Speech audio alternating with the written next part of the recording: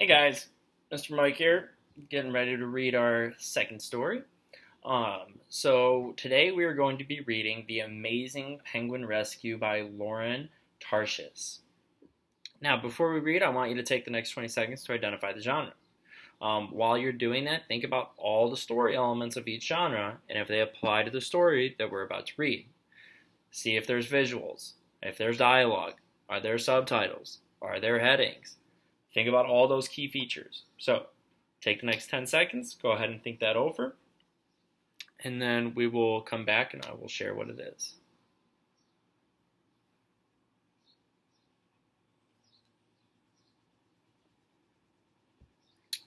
So after skimming over the text, you should have seen that this was a nonfiction text.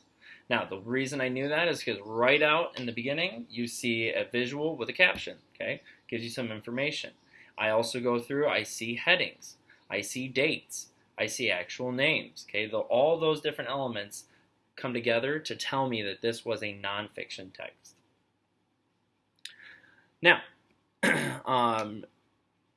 because this is nonfiction, we should have how many genre-based thinking jobs? 3. You should have what was the topic, what was the text teaching you, what was the author's point of view. Now, make sure you're taking notes on a scrap sheet of paper to answer those genre-based thinking jobs at the end, just like I would do in class. Fold, notes, title, okay? And I'm now going to read the story, so keep in mind taking notes on those different genre-based thinking jobs, okay? Be answering your notes, or not answering your notes, you're writing your notes based on those 3 questions so that when you go back, you don't got to be flipping through, trying to review everything. You've got your notes there to help tell you your answers.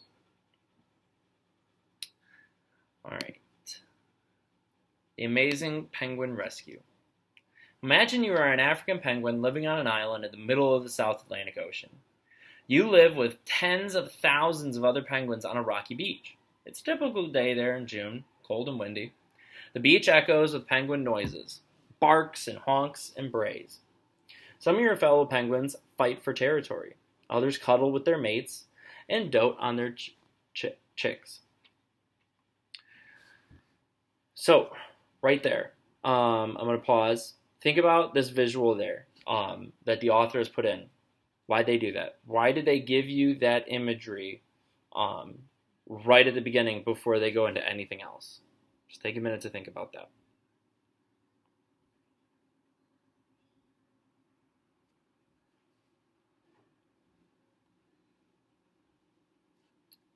You're hungry, so you head down to the water's edge. You waddle on tiny feet, and your wings are too stubby for flying. But in the water, you can swim faster and dive deeper than any bird on Earth. As you plunge into the sea, your wings become powerful underwater propellers. You shoot through the water at 12 miles an hour, a black and white blur snatching sardines from the surface, swallowing them whole, then catching more. Your thick feathers protect you from the freezing water. You stay in the sea for hours until your belly is full. Then you turn back to the shore. That's when something goes wrong. As you come to the surface for air, the water feels unfamiliar. It is thick, and it burns your eyes. You try to swim away, but suddenly your wings are too heavy to lift, and you can barely propel yourself. Your body wobbles and rolls. You feel bitterly cold. You shiver and gasp for breath. What you don't know is that just hours ago, a cargo ship called Treasure hit a reef and split apart as it sank. 1,300 tons of toxic crude oil gushed into the sea. All oil surrounds your breeding ground, the largest African penguin breeding ground in the world. So right now I want you to be thinking about what you think the topic is going to be about this article. Take a minute to just think about what do you think is going to be the topic.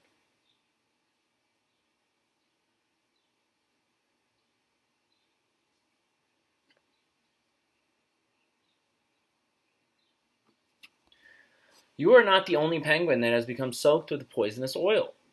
Thousands of others have been trapped in the massive oil slick. The impact of oil on a penguin, or any bird, is immediate and devastating. You are shivering because the oil has caused your layers of feathers to separate.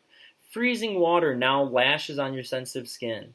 Your eyes hurt because the oil has burned them. Your wings are heavy because they are coated with oil.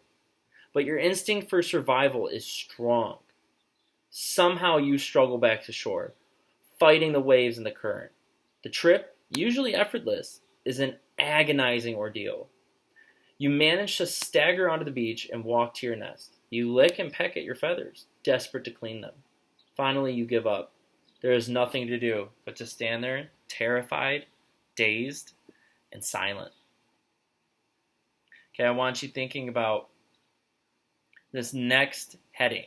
Strange creatures. What do you think is a strange creature to a penguin? Why do you think the author put that in there?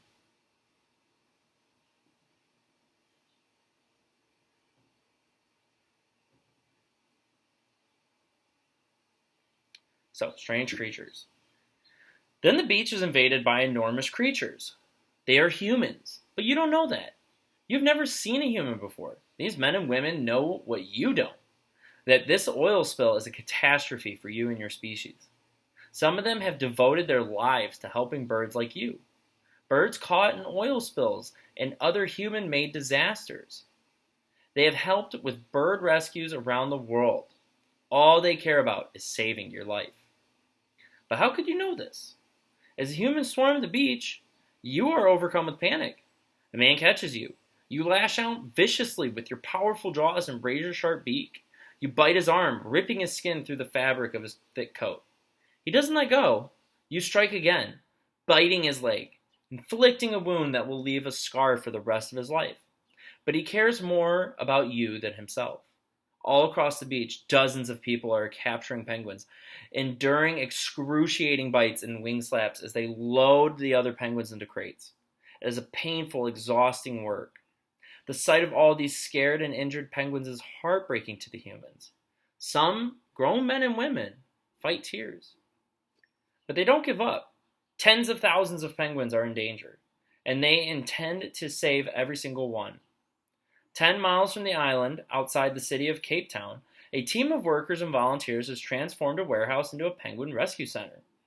They have worked with astonishing speed. The warehouse holds hundreds of round enclosures, each large enough for 100 penguins. There are additional areas where penguins will be washed. One room is filled with tons of frozen fish, the amount needed daily to feed the penguins. Acquiring this enormous quantity of fish every day will be one of the workers' greatest challenges. Actually, everything is a challenge. Simply getting one penguin to eat is a monumental task. In the wild, penguins hunt for sardines and gobble them up while they are still alive and wiggling. These penguins won't accept the dead fish offered by human hands. Workers have to force feed them. They must restrain a penguin, pry its beak open, and shove the fish down its throat. Feeding one penguin can take an hour.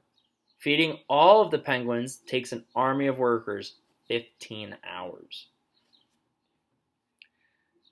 And then there's a smell that fills the warehouse, a combination of penguin droppings, dead sardines, and human sweat.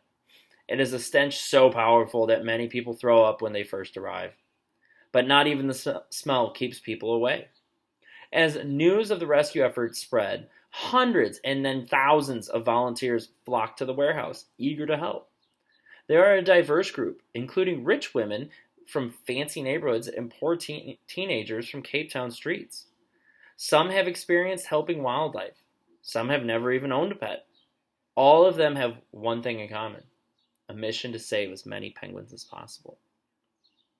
And I want you thinking, why did the author include that last little bit and that last paragraph in section? Why they include that phrase? Take a minute to think about that.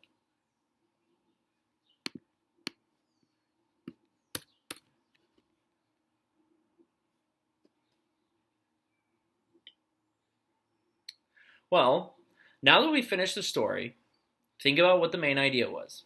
What was the big topic? Think about all your different genre-based thinking jobs. Complete those, then go ahead and answer your multiple choice questions in your extended response. Now remember, use your notes and your genre-based thinking jobs while you're also answering your questions and doing your race response. So good luck, and I will see you guys tomorrow.